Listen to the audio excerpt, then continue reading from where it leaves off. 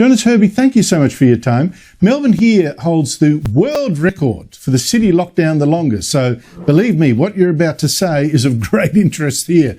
But do lockdowns actually save lives? What did your research find? We just did a meta-study that shows that the notion that lockdown saves a lot of lives is not supported by the evidence, empirical evidence. We look at all the studies that was published, looking back on data and see what actually happened, and they don't really find large effects of lockdowns across the world. Your study, I'm quoting it now, says lockdowns in Europe and the United States only reduced COVID-19 mortality by 0.2% on average, which is virtually nothing. And shelter-in-place orders, which I understand to be like the stay-home orders, they were also ineffective, you say, only reducing COVID-19 mortality by 2.9% on average. Now, a nearly 3% cut in deaths from forcing people to stay in their homes, I guess it's still something, but was it actually worth it? I mean, we didn't have stay-at-home orders in Denmark, and I'm glad we didn't.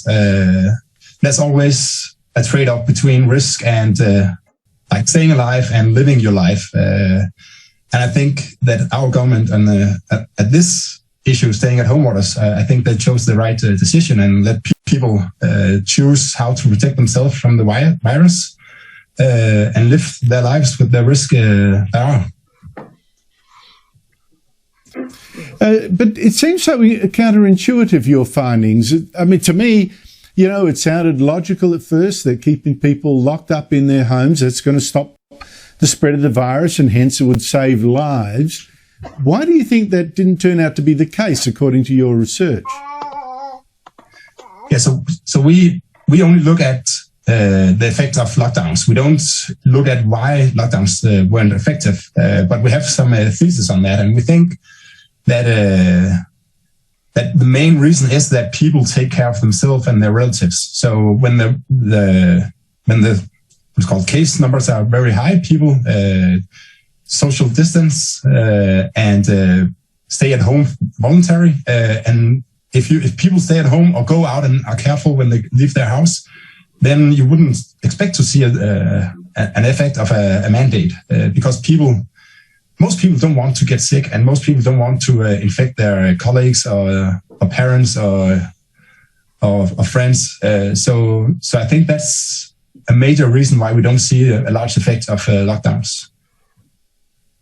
See, it seems to me that what you're pointing to, and it's not addressed specifically in your paper, is, well, in Australia in particular, I've been shocked by people looking to government to save them. There's been a creeping authoritarianism that the governments, you had to look to governments to save you by locking you up and in Melbourne shooting you with rubber bullets if you went out in the streets, all that kind of stuff.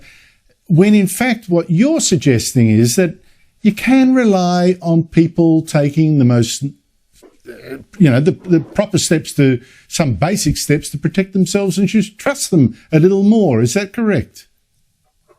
That's exactly correct. That's our thesis, and there are studies showing that people they in the beginning of the pandemic they stayed at home.